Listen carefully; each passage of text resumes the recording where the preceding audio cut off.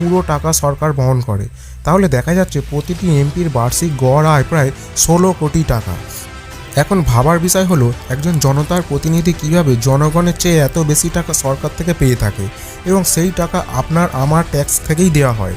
MP থাকাকালীন এত সুবিধা পাওয়ার পর এমপি না থাকাকালীন তাদের জন্য কি রয়েছে দেখে নিন।